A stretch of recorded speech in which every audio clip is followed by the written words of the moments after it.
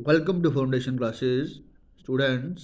Number system में आज हम पढ़ेंगे कुछ रूल्स कौन से चैप्टर से बिलोंग करेंगे। ये है तो नंबर सिस्टम्स ही हैं, पर इनको हम बोलते हैं एक्सपोनेंशियल रूल्स। एक्सपोनेंशियल रूल्स में जो पहला रूल हमारे पास आता है वो है ए की पावर m मल्टीप्लाई बाय ए की पावर n। इसका मतलब है कि अगर बेसिस सेम हों, पावर्स डिफरेंट हों और वो दोनों बेसिस आपस में मल्टीप्लाई कर रहे हों तो उसका रिजल्ट क्या आ जाएगा। बेस तो सेम रहेगा बट पावर्स उनकी ऐड ऑन हो जाएंगी। जैसे फॉर एग्जांपल देखिए, इसे सपोज करिए कि 2 की पावर 5 है तो मल्टीप्लाई कर रहा 2 की पावर 3 से। तो हमने क्या देखा कि बेसिस यहाँ पे 2 है, यहाँ पे भी बेस सेम है, तो बेस यहाँ पे सेम है, बीच में इन दोनों के बीच में मल्टीप्लाई है, प्रोडक्ट हो रहा आपस में, तो हमारा रिजल्ट क्या आ जाएगा 2 की पावर 5 प्लस 3। तो रिजल्ट क्या आ गया 2 की पावर 8। यानी कि इसका जो आंसर होगा 2 की पावर 8। आई होप सो कि आपको समझ आ गया। एक और एग्जांपल ले लेते हैं।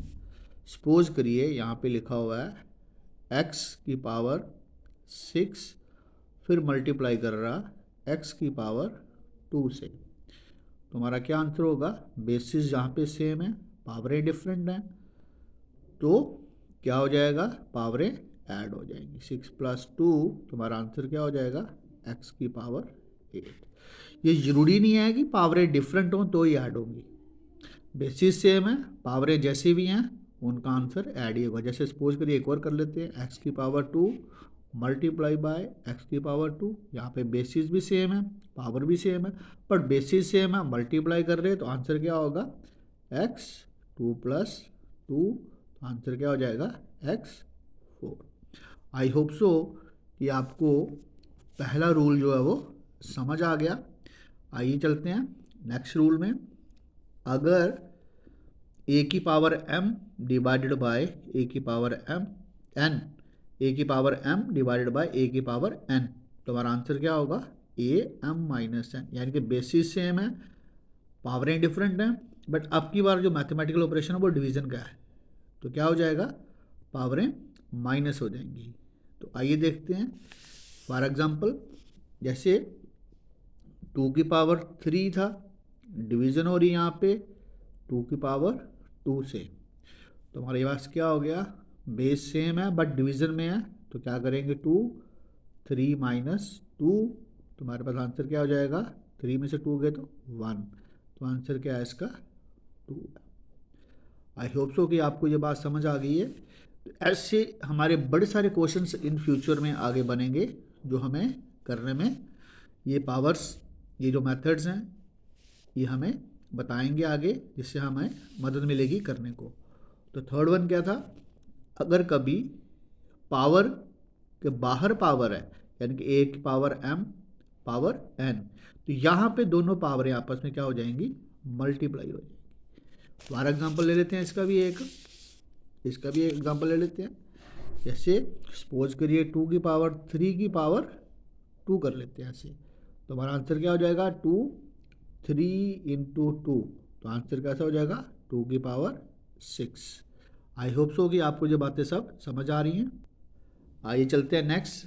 अगर ए की पावर माइनस एम है तो उसका आंसर क्या होगा 1 डिवाइडेड बाय ए की पावर m। यानी कि इसका क्या बन जाएगा, वो हमारे पास पावर हमारी पॉजिटिव चल जाएगी, पर कहाँ चल जाएगी, वो डिनोमिनेटर में। इसी तरह नेक्स्ट, अगर किसी की भी पावर 0 आ रही है तो उसका आंसर 1 होगा। इसकी एग्जांपल लेके चलते हैं। सपोज करिए यहाँ पे लिखा हुआ है 2 की पावर 0, तो इसका आंसर क्या होगा 1 होगा। कभी कभार ऐसा भी हो सकता है 2 की पावर 3 प्लस 3 की पावर 1 प्लस 5 की पावर 2, और ब्रैकेट पे बाहर डाल के यहाँ 0 दे रखे, इस सभी का आंसर भी 1 नहीं होगा, क्योंकि ये सारा क्या है, इस सभी की पावर 0 है, तो किसी की भी पावर अगर 0 है तो आंसर कैसा होगा 1 होगा। आई होप सो कि आपको बातें समझ आ रही हैं। आइए चलते हैं आगे। तो नेक्स्ट, अगर कभी ए की पावर m, देखो यहाँ पे बेसिस डिफरेंट हैं और आपस में मल्टीप्लाई कर रहे हैं और पावरें सेम है, तो हम इसको कैसा पढ़ सकते हैं, ए बी की पावर m, यानी कि पावर दोनों के ऊपर पावर है, तो पावर हम ब्रैकेट के ऊपर इकट्ठे लिख सकते हैं। जैसे फॉर एग्जांपल करके चलते हैं, हमारे पास इसे सपोज करिए, अब हमारे पास एक 2 था, 2 की पावर 3 था, मल्टीप्लाई 3 की पावर भी 3 है, तब इसको कैसे लिख सकते हैं, 2 इंटू 3, 6 की पावर 3। समझ आ गया? तो यही आपका आंसर है। आई होप सो कि आप इनकी आप प्रैक्टिस करोगे। जब आप प्रैक्टिस करोगे तो आपको ये सारे फार्मूले समझ आ जाएंगे, तो आपके क्वेश्चंस करने में आपको आसानी हो जाएगी। अब ना एक दो क्वेश्चंस कर लेते हैं। जैसे एक हमारे पास क्वेश्चन है 64 की पावर 1/2, इसको कैसे सॉल्व करेंगे? तो सबसे पहले क्या करेंगे, हम 64 के हम फैक्टर्स ले लेंगे, जिसको प्राइम फैक्टर्स बोलते हैं हम।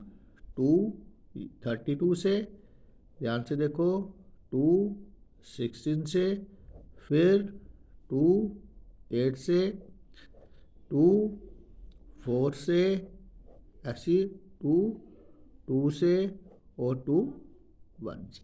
ध्यान से देखो, 64 को हम 1 2 3 4 5 6, यानी कि 64 को हम 2 की पावर 6 लिख सकते हैं। तो हमने क्या देखा, 2 की पावर 6 के ऊपर भी एक पावर थी। अभी अभी हमने पढ़ा ए की पावर m की पावर n किसके बराबर थी, ए m इंटू n। तो हम इसको ऐसे लिख सकते हैं, 2 की पावर 6 इंटू 1/2। अब आपको पता है इस 2 से ये 6 कैंसिल आउट हो जाएगा, तो 2 से 3 हो गया। इट मीन मेरा आंसर क्या आया, 2 की पावर 3। तो हमारे पास जो आंसर बना 64 1/2 इज इक्वल टू 2 की पावर 3। हम इसको लिख सकते हैं 2 इंटू 2 इंटू 2, तो 2 2 जा 4 2 जा 8। आई होप सो कि आपको ये एक एग्जांपल आपको समझ आ गई है।